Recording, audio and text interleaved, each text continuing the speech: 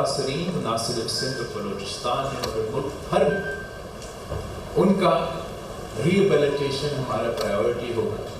اور اس کا فنڈنگ اور سب کچھ یقینی بنایا جائے۔ میں جانتا ہوں جتنا مشکل رہا ہے کہ ہمیں جو وفاق کا حصہ ہے وہ سندھ کو دلوائے، مگر آپ کا اس منصوبہ کے ڈیٹیلز پتہ کر کے مجھے ایسے لگ رہا ہے کہ بلوچستان کے ساتھ سوتیلا سلوک کیا جائے۔ یہ آپ کو میں بتاؤں، چاہے وہ آپ کا $400 ملین ورلڈ بینک کا لون ہو، یا وہ صوبہ سندھ میں اس وقت ورلڈ بینک کے ساتھ مختلف انٹرنیشنل فائنینشیل انسٹیٹیوشنز اور وفاق کا لون ہو، چاہے وہ حال ہی میں یورپین یونین کے جو اعلان ہوا 700 ملین یوروز کا grant and aid for flood victims of Pakistan, یہ تمام فنڈنگ بحیثیت اس ملک کا وزیر خارجہ میں نے حکومت کے بہاف پہ اکٹھا کیا اور وزیر اعظم کے ساتھ دنیا کے سامنے کھڑے ہو کے وعدے کیے کہ آپ ہمیں مدد کریں، چاہے آپ انٹرنیشنل فائنینشیل انسٹیٹیوشن ہو، چاہے آپ ڈفرینٹ گورنمنٹس ہو، چاہے آپ ہمیں ایڈ دینا چاہیں یا آپ ہمیں لون دینا چاہیں، اور پاکستان کی طرف، ناٹ پیپلز پارٹی کی طرف، بحیثیت وزیر خارجہ پاکستان اور وزیر اعظم نے خود بھی اس کانفرنس میں میرے ساتھ شامل ہو کے وعدہ کیا کہ جتنا ہمیں باہر سے فنڈنگ ملے گا وہ فنڈنگ پاکستان میچ کرے گا۔ ہم نے صوبہ سندھ میں جو ورلڈ بینک کا فنڈنگ تھا، اسپیسیفکلی اس ہاؤسنگ ریہیبلیٹیشن، پورا ہمارے ہاں بھی اور جگہ جگہ ایک براڈر امبریلا ہے فار فلڈ ریکنسٹرکشن، جس میں آپ کے مختلف سڑکوں کو نقصان، اریگیشن کو نقصان۔ آئی ایم ٹاکنگ اسپیسیفکلی کہ آپ کا جو ہاؤسنگ ریکنسٹرکشن کا منصوبہ ہے، وہ اس کا نہ صرف فنڈنگ ہم نے بندوبست کیا ہے، یہ کانسیپٹ میرا ہے، یہ منصوبہ میرا ہے، میں نے یہ منصوبہ ورلڈ بینک کے سامنے رکھا اور اس کے بدلے میں یہ فنڈنگ کا، انٹرنیشنل فنڈنگ کا بندوبست کیا، اور اس منصوبے کا مقصد یہ تھا کہ ہم نے نہ صرف ان بے گھر افراد کو جن کا سیلاب میں گھر کو نقصان ہوا، ان کو ایک بار پھر تعمیر کرنا ہے، مگر اس طریقے سے کرنا ہے کہ وہ کلائمیٹ ریزسٹنٹ ہو، اور جب اگلا سیلاب یا اگلا بارش آئے تو ان کا گھر کو نقصان نہ ہو۔ اور ہم نے صرف ان کو اپنا مکان نہیں دینا تھا، ہم نے ان کو اپنا زمین کا مالک بھی بنانا تھا۔ یہ طریقے سے ہم سندھ حکومت میں ہم نے کام شروع کر دیا ہے۔ ہم نے سارے گھر تو نہیں بنائے، لیکن گھر بن رہے ہیں۔ وہ پیسہ بھی میں نے کسی بابو کے حوالہ نہیں چھوڑا ہے، کوئی بیوروکریٹ پہ ہاتھ میں نہیں ہے، نہ صوبہ کا نہ وفاق کا۔ وہ پیسہ بالکل صوبائی پلاننگ اینڈ ڈیولپمنٹ اس کا دیکھ بھال کر رہے ہیں، لیکن ہم نے صوبہ سندھ میں ہر ڈسٹرکٹ میں جو ریپیوٹیبل چیریٹیبل آرگنائزیشنز ہیں جو اس فیلڈ میں کام کرتے آ رہے ہیں، ان سے ہم نے یہ کام آؤٹ سورس کیا، اور وہ اس پیسہ کا دیکھ بھال کر رہے ہیں، وہ انشور کر رہے ہیں کہ صحیح لوگوں کو، صحیح متاثرین کو ان کا پورا رقم پہنچایا جا رہا ہے۔ اس منصوبے میں ورلڈ بینک کا فنڈنگ ہے، ورلڈ بینک کا فنڈنگ کے ساتھ ساتھ میں نے صوبہ سندھ سے کھلوائے ہیں کہ وہ بھی اپنا فنڈنگ دے دے، وفاق سے بھی کھلوایا، اور آہستہ آہستہ، لیکن انہوں نے کاغذ کے حد تک تو وفاق کا حصہ بھی ڈالا۔ تو اس طریقے سے میں اپنا بیرون ملک جو وعدہ ہے وہ بھی پورا کر رہا ہوں. یہ کام ہم بلوچستان میں کیوں نہیں کر سکتے؟ یہ بلوچستان کے عوام کے ساتھ کس قسم کا انصافی ہے کہ وہ صرف جو 400 ملین کا لون میں نے ورلڈ بینک سے لیا، وہ لون وفاق نے اپنا جیب میں رکھا ڈالرز کا، آپ کو روپیہ دے رہے ہیں، اور وہ روپیہ بھی کہہ رہے ہیں وہ استعمال کریں گے، اور 2022 سے لے کے آج تک انہوں نے ایک گھر نہیں بنایا، اور وہ چاہ رہے ہیں کہ میں یہاں آ کے اس چیز کا واہ واہ کروں. میں سمجھتا ہوں کہ آپ ضرور سیلاب متاثرین کو یہ پیسہ پہنچائیں، لیکن آپ فوراً اپنا جو صوبائی پلاننگ اینڈ ڈیولپمنٹ کا وزیر ہے ان کے ساتھ اب جا کے وفاق سے ملیں، اور آپ ان سے کہیں کہ ہمارا حکومت اب کب سے فیبری سے چلتا آ رہا ہے، ہمارا جو طے شدہ نمبر 1 پرائیورٹی منصوبہ ہے، نہ صرف ابھی تک ایک گھر نہیں بنا، مگر ساتھ ساتھ ہم صرف اس کو فورن فنڈنگ کے لحاظ سے، مطلب پاکستان کے لحاظ سے، نہ وفاقی حکومت کی طرف سے نہ صوبائی حکومت کی طرف سے، ہم یہ نہیں سمجھتے کہ یہ اپنا ذمہ داری ہے کہ اپنے سیلاب متاثرین کو سب سے پہلے، ورلڈ بینک سے پہلے تو صوبائی حکومت وفاقی حکومت کو مدد کرنا چاہیے. اگر وفاقی حکومت اور صوبائی حکومت اس میں اپنا حصہ ڈالے تو ہم زیادہ متاثرین کو مدد کر سکیں گے. اینڈ اگر آپ اپنا حصہ ڈالتے ہو اور دنیا اور انٹرنیشنل ایجنسیز کے سامنے آپ یہ ثابت کرتے ہو کہ آپ بھی اپنا پیسہ خرچ کرنے کے لیے تیار ہے، تو میں آپ کو یقین دلاتا ہوں کہ ہم دوسروں انٹرنیشنل فائنینشل انسٹیٹیوشن سے، دوسرا ممالک سے آپ کو مزید فنڈنگ دلوا سکتے ہیں. لیکن اس طریقے سے نہ صرف جو مقصد تھا وہ پورا نہیں ہو رہا ہے، مگر آگے جا کے یہ 2022 میں سیلاب تو ہوئے، آپ آج مجھے ادھر بٹھا رہے ہو کہ اتنے کم متاثرین کو میں اپنے ہاتھ سے کوئی چیک باندھوں. آپ کیا کریں گے اس کے بعد جو آپ کے گوادر میں، نصیر آباد میں جو یہ سیلاب نہیں تو اتنے سارے بارش کا نقصان جو ہوا تھا، ہمیں اپنا کمٹمنٹ ظاہر کرنا ہے صوبائی حکومت نے اور وفاقی حکومت کی کہ ہم موسمی تبدیلی کو سیریسلی لیتے ہیں اور ہم اپنے عوام کو واقعی ریلیف پہنچانا چاہتے ہیں. اگر آپ اسی طریقے سے کریں گے تو یہ وفاقی منصوبہ رہے گا، اس کا بجٹ بھی وہی رہے گا، اور وہ کام اتنا ہی آہستہ چلتا رہے گا. تو میں سمجھتا ہوں کہ یہ بہت ضروری ہے کہ صوبائی حکومت اور وفاقی حکومت ہمارے سیلاب متاثرین جو کہ 222 سے بے گھر ہیں ان کا ایشو کو سیریسلی لیں. کم از کم آپ اس کا جس طریقے سے یہ کیا جا رہا ہے، جس طریقے سے یہ فنڈ کیا جا رہا ہے، اس پہ آپ وفاقی حکومت سے بات کر کے اس کو درست کریں. اور میں آپ کو جو ہم نے NGOs کے ساتھ کمپنی بنایا ہے صوبہ سندھ میں صوبہ سندھ کا وزیر اعلیٰ سے کہتا ہوں کہ آپ سے وہ بات کریں، وہ اسی کمپنی کو آپ کے ساتھ، آپ کی حکومت کے ساتھ ملا دیں، آپ ان کے ساتھ MOU سائن کریں. اگر وفاقی حکومت آپ کو یہ منصوبہ دیتا ہے اور اس طریقے سے فنڈ کرتا ہے، آپ امپلیمنٹیشن کا جو ایسپیکٹ ہے انہی NGOs کے ساتھ آپ وہ امپلیمنٹیشن کرو، تاکہ ہم جلد از جلد نہ صرف مالی مدد مگر وہ گھر بنا سکتے ہیں، اور وہ گھر ایسے بنائیں تاکہ اگلے سیلاب کے بعد یہی خاندان آپ کے سامنے ایسے ہی نہ بیٹھے ہو کہ آپ نے ایک بار پھر ان کا مدد کریں. پاکستان کے وسائل بہت ہی کم ہیں، بلوچستان کے وسائل اس میں سے بہت ہی کم ہیں، اور جتنا بھی ہمیں پیسہ ملتا ہے ہمیں اس کا صحیح طریقے سے استعمال کرنا ہے. اور میں سمجھتا ہوں کہ جس طریقے سے یہ منصوبہ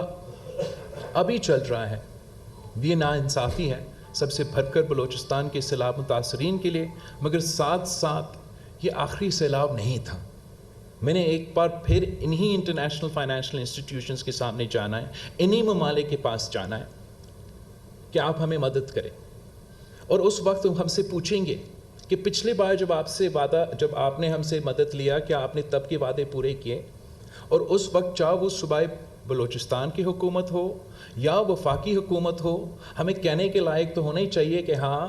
ہم نے وہ وعدے پورے کیے، اور یہ وہ گھر ہے اور یہ وہ خاندان ہے جو مستعفی ہوئے، جو فائدہ مند جو ان کو فائدہ ملا، اور آپ اس بار بھی ہمیں مدد کریں۔ میں وارن کر رہا ہوں کہ جس طریقے سے وفاقی حکومت کا سلوک اس سیلاب کے بعد انہی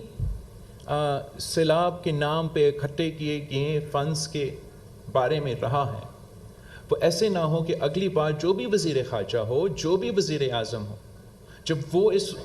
ملک میں ایک ایسا قدرتی آفت، چاہے وہ زلزلہ ہو، چاہے وہ سیلاب ہو، اس کے لیے ہم انٹرنیشنل انسٹیٹیوشنز کے پاس آئیں تو ہمارا ماضی کے ریکارڈ دیکھیں گے، اور وہ ماضی کا ریکارڈ معذرت کے ساتھ اتنا اچھا نہیں رہا ہے۔ تو میں بلوچستان کے وزیر اعلیٰ کو، پورا کیبنٹ کو یہ ریکویسٹ کرتا ہوں کہ آپ اس منصوبہ کو اپنا کیبنٹ میں بھی دیکھیں۔ میں بھی آیا تھا، لاسٹ ٹائم آئی کیم، آپ کا چیف سیکرٹری بھی یہاں بیٹھا ہے، میں نے آپ کے ساتھ اور آپ کے ساتھ اس میٹنگ میں جتنے اسی منصوبے کے حوالے سے ہم نے بات کی، تب بھی میں نے کہا کہ صوبہ بلوچستان کا اس میں فنڈز شامل نہیں ہیں، اور آپ کو اس میں بلوچستان کے فنڈز شامل کرنا پڑیں گے۔ افسوس کے ساتھ نہ وہ ہوا ہے، اور جو دوسرے کام میں نے آپ سے کہا کہ وفاق کے ساتھ بات کر کے آپ نے اپنا حق لینا ہے، وہ بھی ابھی تک نہیں ہوا ہے۔ تو میں ریکویسٹ کرتا ہوں کہ آپ سب مل کے اس میں محنت کریں۔ انشاءاللہ تعالیٰ میں خود بھی بات کروں گا، بٹ ہم نے ان لوگوں کو اپنا گھر بنا کے دینا ہے، اور آپ وہ طریقہ نکالیں کہ جس طریقے سے میں صوبہ سندھ میں انہی گھر کی خواتین کو اس زمین کا مالک بنانا ہے۔ اگر ایک صوبہ میں ہو سکتا ہے تو کوئی وجہ نہیں ہے کہ وہ اس صوبہ میں ہو۔ تو آپ کا بہت شکریہ، جو لوگ آئے ہیں، میں ضرور اپنے ہاتھوں سے ان کو جو بھی آپ نے مدد دیا ہے دے دیتے ہیں، لیکن آپ نے بہت کچھ اور ان کے لیے کرنا ہے۔ Thank you C M sir. Thank you sir, آپ کا بہت بہت شکریہ۔ ہم نے آپ سے ریکویسٹ کروں گا کہ سر آپ تشریف لائیں، آپ کے دست مبارک سے۔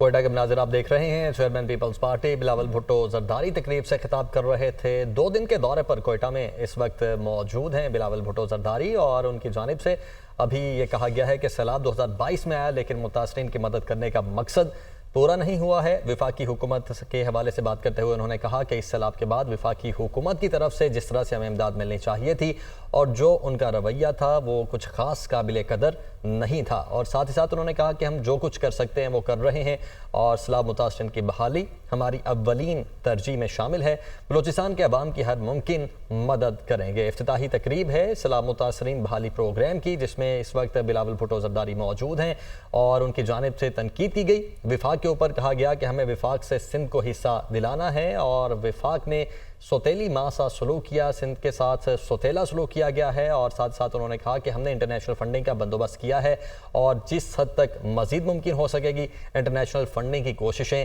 کرتے رہیں گے۔ اس وقت ہم یہ مناظر دیکھ رہے ہیں کہ بلوچستان کے سیلاب متاثرین میں چیک تقسیم کیے جا رہے ہیں۔ بلاول بھٹو زرداری بذات خود یہ چیکس تقسیم کر رہے ہیں۔ 2 دن کے دورے پر کوئٹہ میں موجود ہیں اور خطاب کر رہے تھے کچھ دیر پہلے، اور خطاب کے بعد اب جو سیلاب متاثرین ہیں بلوچستان کے، ان میں امدادی چیکس تقسیم کیے جا رہے ہیں۔ آج یہ سیلاب متاثرین بحالی پروگرام کی افتتاحی تقریب میں ہے، جس میں بلاول بھٹو زرداری کو خصوصی طور پر مدعو کیا گیا، اور وہ اس وقت یہاں پر موجود ہیں۔ اور اب شامل کریں گے نیوز اپڈیٹس۔ اہم خبر، پشاور ہائی کورٹ میں حیات آباد سے لاپتہ 4 افراد کی بازیابی کا کیس۔ جسٹس اعجاز انور کی ہدایت پر متعلق ایس ایچ او نے بیان حلفی جمع کرا دیا ہے۔ آرٹیکل 63 کی تشریح کا کیس ہے۔ آرٹیکل 63 کی تشریح کے کیس میں بانی پی ٹی آئی کے وکیل علی ظفر نے بینچ کی تشکیل پر اعتراض اٹھایا ہے۔ نظر ثانی کیس کی سماعت کرنے والا بینچ پریکٹس اینڈ پروسیجر قانون کے سیکشن 2 کے مطابق ہے۔ ترمیم آرڈیننس کے مطابق 3 رکنی کمیٹی چیف جسٹس، سینئر ترین جج اور چیف جسٹس پر مشتمل ہوگی۔ پریکٹس اینڈ پروسیجر قانون کے تحت بینچز کی تشکیل کے لیے 3 آزاد ججز کو فیصلہ کرنے کا اختیار دیا جائے گا۔ آرٹیکل 63 کی تشریح کا کیس بانی پی ٹی آئی کے وکیل ہیں۔ 3 ججز کی اجتماعی دانش کے بعد ہی بینچ کی تشکیل اور مقدمات کی سماعت کی جا سکتی ہے، یہ درخواست کی گئی ہے۔ درخواست میں مزید کہا گیا کہ یہ بات ریکارڈ پر موجود ہے اور 2 ججز کے فیصلے کو 3 رکنی کمیٹی کا فیصلہ قرار نہیں دیا جا سکتا۔ حسیب ملک ہمارے ساتھ موجود ہیں، تفصیلات ان سے جانیں گے۔ جی حسیب۔ دیکھیں یہ جو آئین کے آرٹیکل 63A کی تشریح کے خلاف جو درخواست نظر ثانی کی تھی جو سپریم کورٹ بار کی جانب سے دائر کی گئی تھی اس کے اوپر یہ سماعت ہوئی ہے، اور آج جو 5 رکنی لارجر بینچ بنایا گیا تھا کمیٹی کی جانب سے، اس کے اوپر جسٹس منیب اختر کو اس بینچ کا حصہ بنایا گیا تھا، تاہم جسٹس منیب اختر جو ہے وہ کمرہ عدالت میں نہیں آئے تھے، اور ان کی طرف سے رجسٹرار سپریم کورٹ کو باقاعدہ طور پہ ایک خط تحریر کیا گیا تھا، اور اس کے اندر بیسک جو گراؤنڈ بنائے گئے تھے اس کے اندر یہی موقف اختیار کیا گیا تھا کہ جو کمیٹی کی جانب سے بینچ بنایا گیا ہے اس کا اس حوالے سے کیس سننے سے کوئی انکار نہیں ہے، لیکن جو کمیٹی کی جانب سے بینچ بنایا گیا ہے اور کمیٹی کے اوپر ان کی جانب سے تحفظات کا اظہار کیا گیا تھا، اسی کے اوپر جو خط تحریر کیا گیا تھا چیف جسٹس قاضی فائز عیسیٰ کی جانب سے کمرہ عدالت میں، اس خط کو بھی جو ہے وہ پڑھا گیا، سنایا گیا، اور اس کے بعد عدالت کی جانب سے یہ ریمارکس دیے گئے تھے کہ جسٹس منیب سے جو ہے انہیں راضی کرنے کی کوشش کریں گے، تاہم اگر ایسا نہیں ہوتا تو اثر نو بینچ تشکیل دیا جائے گا، اور عدالت کی طرف سے کیس کی سماعت کو کل 11:30 بجے تک دوبارہ ملتوی کیا گیا ہے، اور یہ ریمارکس دیے گئے تھے کہ جسٹس منیب اختر کو کیونکہ وہ بینچ کا حصہ تھے، انہیں اگر کوئی اعتراض تھا تو کمرہ عدالت میں آ کے یا سامنے آ کے جو ہے وہ بات کی جاتی، لیکن ان کی طرف سے خط تحریر کیا گیا ہے، اور خط کے حوالے سے ان کا جو گراؤنڈ تھا وہ بیسکلی جو کمیٹی تھی کمیٹی کے حوالے سے تھا، کیونکہ پریکٹس اینڈ پروسیجر ترمیمی آرڈیننس جب آیا تو اس کے بعد جو ججز کمیٹی تھی اس کے 3 جو ممبرس تھے ان میں جسٹس منیب اختر بھی تھے، اور ان کو ہٹا کے جسٹس امین الدین کو ججز کمیٹی کا ممبر بنایا گیا تھا، اور 2 رکنی کمیٹی میں 63A کی جو درخواست تھی اس کو سماعت کے لیے مقرر کیا گیا تھا، تو کمیٹی کے اوپر اعتراضات اٹھائے گئے ہیں، تحفظات اٹھائے گئے ہیں۔ ٹھیک ہے حسین ملک، بہت شکریہ آپ کا۔ پشاور ہائی کورٹ میں حیات آباد سے لاپتہ 4 افراد کی بازیابی کا کیس، جسٹس اعجاز انور کی ہدایت پر متعلقہ ایس ایچ او نے بیان حلفی جمع کرا دیا۔ ایس ایچ او نے 4 بھائیوں کی گرفتاری سے لا علمی کا اظہار کر دیا۔ بیان حلفی میں پولیس نے کہا کہ معلوم نہیں کس نے 4 بھائیوں کو اغوا کیا، عدالتی حکم کے مطابق قسم کھا کر حلف جمع کیا گیا ہے۔ 4 لاپتہ افراد کے لیے پشاور ہائی کورٹ میں کیس دائر کیا گیا ہے۔ اہم خبر، یونیورسٹیوں میں ڈین کی تعیناتی کے بارے میں گورنر پنجاب کا سرکولر کالعدم قرار۔ لاہور ہائی کورٹ نے گورنر کا ڈینز کی تعیناتی کا طے کردہ طریقہ کار بھی کالعدم قرار دے دیا۔ پبلک سیکٹر یونیورسٹیز کے ایکٹ میں تعیناتیوں کا طریقہ کار موجود ہے۔ لاہور ہائی کورٹ کے احکامات، گورنر از خود کوئی طریقہ کار طے کر کے ایکٹ میں شامل کرنے کا نہیں کہہ سکتے۔ گورنر کے طے کردہ طریقہ کار کی کوئی قانونی حیثیت نہیں ہے، ایسا کہا گیا ہے۔ لاہور ہائی کورٹ کی جانب سے اس سماعت کا مزید احوال جانیں گے محمد اشفاق سے۔ جی اشفاق۔ جی بالکل، لاہور ہائی کورٹ کے جسٹس عابد حسین نے ڈاکٹر شاذیہ ارشد سمیت دیگر کی درخواستوں کو منظور کر لیا ہے۔ عدالت نے گورنر پنجاب کی جانب سے پبلک سیکٹر یونیورسٹیوں میں ڈینز کی تعیناتی کے طریقہ کار طے کرنے کو بھی کالعدم قرار دے دیا۔ جسٹس عابد حسین نے فیصلے میں لکھا کہ پبلک سیکٹر یونیورسٹیز کے ایکٹ میں تعیناتیوں کا طریقہ کار موجود ہے، گورنر از خود کوئی طریقہ کار طے کر کے ایکٹ میں شامل کرنے کا نہیں کہہ سکتے۔ فیصلے میں یہ کہا گیا ہے کہ گورنر کے طے کردہ طریقہ کار کی کوئی قانونی حیثیت نہیں ہے، اور اسی بنیاد پر اس اقدام کو کالعدم قرار دیا جاتا ہے۔ عدالت کے روبرو درخواست گزاروں نے یہ موقف اختیار کیا تھا کہ ہر پبلک سیکٹر یونیورسٹی کے ایکٹ میں وائس چانسلر اور ڈینز کی تقرری کا طریقہ کار موجود ہے۔ گورنر نے قانون کی خلاف ورزی کرتے ہوئے تعیناتی کا طریقہ کار طے نہیں کر سکتے۔ عدالت گورنر کی جانب سے تقرری بارے سرکولر جاری کرنے کے اقدام کو کالعدم قرار دے، تو اس حوالے سے لاہور ہائی کورٹ کے جسٹس عابد حسین نے بہت شکریہ محمد اشفاق۔ اہم خبر، سپریم کورٹ کے جسٹس منیب اختر کے خط کی تفصیلات سامنے آ گئی ہیں۔ 63A نظر ثانی کیس آج 5 رکنی لارجر بینچ کے سامنے سماعت کے لیے مقرر کیا گیا۔ خط کا متن، 5 رکنی بینچ 23 ستمبر کو ججز کمیٹی میں ترمیمی آرڈیننس کے تحت تشکیل دیا گیا۔ خط کے اندر مزید کہا گیا ترمیمی آرڈیننس کے تحت بینچز کی تشکیل پر سینئر جج نے خط میں آئینی سوالات اٹھائے ہیں۔ چیف جسٹس قاضی فائز عیسیٰ نے جواب میں سینئر جج کو خط لکھا۔ چیف جسٹس نے اپنے خط میں آئینی سوالات کا جواب نہیں دیا۔ افسوس کی بات ہے چیف جسٹس کے خط پر ایک میم چلی۔ خط آرٹیکل 63A نظر ثانی معاملے پر چیف جسٹس قاضی فائز عیسیٰ پہلے کمیٹی اقلیتی میں تھے۔ کمیٹی کی گزشتہ میٹنگ میں چیف جسٹس نے سینئر جج سربراہی میں بینچ تشکیل دینے کی رائے دی۔ چیف جسٹس قاضی فائز عیسیٰ اب بینچ کے سربراہ کیوں بنے، وجوہات سامنے نہیں آئی۔ لارجر میں ایڈ ہاک جج جسٹس مظہر عالم میاں خیل کو شامل کیا گیا۔ 19 जुलाई की जजेस कमेटी में एडहॉक जजेस के अमूर तय कर लिए थे। हसीब मलिक हमारे साथ मौजूद हैं। हसीब, सुप्रीम कोर्ट के जस्टिस मुनीब अख्तर के खत की तफसीलात सामने आई हैं, क्या इंपॉर्टेंट पॉइंट्स हैं? देखें, ये 63A की आईनी तशरीह के हवाले से जो नज़रसानी की दरख्वास्त थी, उसके ऊपर आज जो है वो बेंच का समात में जो है उन्होंने हिस्सा भी नहीं लिया, और उसके अलावा उनकी तरफ से एक रजिस्ट्रार सुप्रीम कोर्ट को ख़त भी तहरीर किया गया था जो कि सामने आया है। और उस ख़त में कहा गया है कि 63A नज़रसानी केस आज 5 रुकनी लार्जर बेंच के सामने समात के लिए मुकर्रर किया गया, और 5 रुकनी बेंच 23 सितंबर के जजेस कमेटी में तरमीमी ऑर्डीनेंस के तहत तश्कील दिया गया। तरमीमी ऑर्डीनेंस के तहत बेंचेस की तश्कील पर सीनियर जज ने खत में आईनी सवालात उठाए हैं, और चीफ जस्टिस काजी फाइज ईसा ने जवाब में सीनियर जज को खत लिखा। चीफ जस्टिस ने अपने खत में आईनी सवालात का जवाब नहीं दिया। खत में ये भी जस्टिस मुनीब अख्तर की तरफ से जो खत तहरीर किया गया है उसमें ये भी कहा गया है कि अफसोस की बात है कि चीफ जस्टिस के खत पर एक जो है मुहिम चली, और खत आर्टिकल 63A नजरसानी मामले पर चीफ जस्टिस काजी फाइज ईसा। ठीक है हसीब, बहुत शुक्रिया आपका।